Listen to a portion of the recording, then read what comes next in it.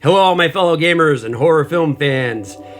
You might be asking yourself, why am I in a Yeti costume again? I mean, Halloween's already passed. Well, the answer is simple. Right around the corner is Thanksgiving for us here in the United States. And of course, you might be asking yourself, well, why are you in a Yeti costume? Wouldn't a turkey costume be more appropriate? Well, simple answer to that too. With the supply chain issues, turkey costumes are very hard to come by, and they're extremely expensive, so this old Yeti costume is just gonna have to do. Plus, Yeti costumes are good to wear any time of year, in my opinion. I mean, they're very seasonal. So let's get into it. I'm Mike C. Welcome into the Chrono Cabin.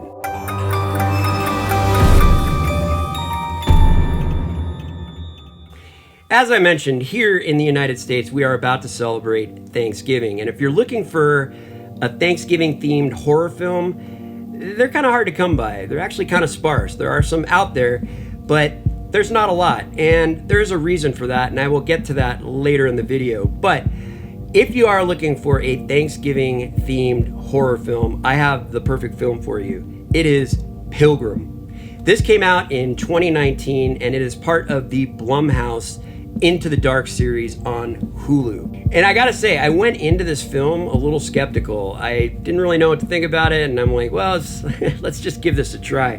Boy, am I happy I did, because honestly, this turned out to be one of my favorite movies out of that Into the Dark series. The reason is, I think this movie is probably one of the most unique in that it took a lot of risk. It is an absolutely absurd movie. It's absurd. And it delivers on all fronts. I mean, I was laughing through this movie. I was enjoying every step of the way. Let me talk to you about the plot. And just trying to explain the plot is interesting enough. This movie involves a suburban family that they're pretty well-to-do money-wise because they obviously have money to burn. The mother in this movie decides that she wants her family to experience a historical and classic Thanksgiving, so she hires a bunch of cosplay actors dressed as pilgrims to come and cook them an authentic Thanksgiving dinner. She actually finds them on a website. However, the pilgrims that show up are not the ones from the website. And let me tell you, this is where it gets fun. So already it's kind of an interesting plot. You have these evil pilgrims that are semi-supernatural coming over to teach a family about the values of Thanksgiving. I kind of wish I could have seen the pitch for this, because I think it would have been a tough sell, but I guarantee you the movie itself, it really delivered on all fronts. The cast in this movie is great. It stars Rain Edwards, who I think does a fantastic job of keeping the film grounded in reality. She really plays the character that kind of questions the absurdity of having pilgrims come over and live with you during the Thanksgiving holiday. And her reactions to this crazy reality around her is part of what made me laugh in this movie. And it allowed the movie to go that extra step and become more and more crazy. By having her just realize how ridiculous this whole thing is, she did a fantastic job. One of my favorite characters in the movie. It also stars Courtney Hengler, and if you watch Cobra Kai, you will recognize her. She's fantastic as well. And Peter Giles. Peter Giles, the movie's worth it to watch Peter Giles as a deranged, semi-supernatural pilgrim. I mean, talk about an interesting character. Peter Giles is fantastic. The pilgrims in this movie speak in what I call the old dialect. And when you watch the movie, you'll see what I mean, but they all do it really well. And it's very convincing, and it makes it super fun. Now, scale 1 to 5 on the creepy factor. What say the Chrono Cabin algorithm? Yeah, this is about a 1. Easily. It's not a scary film, but it is just super entertaining. Where this movie lacks in creepiness, it makes up for in comedy and actually blood and guts. It's actually a pretty bloody movie. And I think an underlying theme in this movie is just how when people have a lot of money, sometimes they spend their money on some crazy things. And I think this is kind of an example of that. But, you know, overall, This is just a really fun Thanksgiving horror movie, and I think that they were very clever about how they did this movie. Overall, this is just a fun movie to watch. You're gonna laugh, and it's not unintentionally funny. I mean, it's intentionally funny, and it's intentionally weird. I would label this as a Thanksgiving horror dark comedy.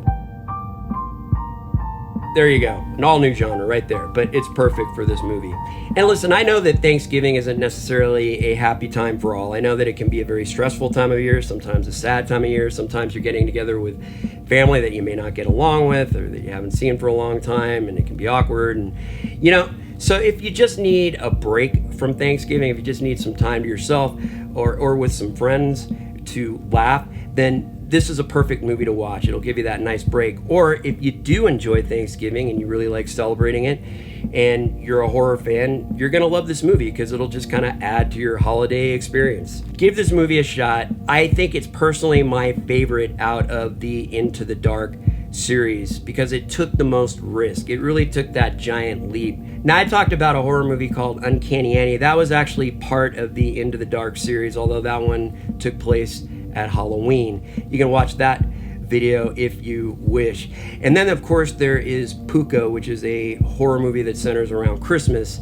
And that's also part of the Into the Dark series, and I'm going to do a future video on that. Now, I thought I'd take just a moment to talk about why Thanksgiving-themed horror movies are rather scarce. One reason is because the United States is the only country that celebrates Thanksgiving. So if you're approaching a film company to make your horror movie, and you say you want to base it around Thanksgiving, they'll probably tell you it doesn't reach a wide enough audience. And that's kind of true because the rest of the world doesn't celebrate Thanksgiving, so you're already kind of limiting that audience just to the United States. You're much more likely to see horror movies that take place around Halloween or around Christmas because the rest of the world celebrates Halloween and Christmas, so you're going to have a much wider audience there. Now, the second reason is because it's kind of hard to make a Thanksgiving horror monster, okay? Now, the movie that I just talked about did a really clever thing. They turned the idea of the Thanksgiving pilgrim into the actual monster, we'll say. But otherwise, think about it. What are you going to really do? Are you going to have a paranormal turkey? Could be a good idea. It might work. But, maybe a paranormal turkey or a haunted turkey, or a turkey comes back and haunts a family because it's mad at the family for eating it at the last Thanksgiving dinner. I mean, sure, these are all possibilities. I don't really know how well that's going to resonate unless you're really clever with it. And you know what? That could be a fun movie, a haunted turkey coming back. Why not? I mean, hey, they make movies about a lot of things these days. But on Pilgrim, I do have to say, I think even if you don't celebrate Thanksgiving and you don't know much about the Thanksgiving holiday, this movie is so absurd that you'll probably enjoy it. So, I don't know. Now, one movie that I will be watching for Thanksgiving is not even horror related. I don't mind mentioning on this channel just because it's an old favorite of mine, but that is John Hughes' 1987 film, Planes, Trains, and Automobiles, starring Steve Martin and the late and wonderful John Candy.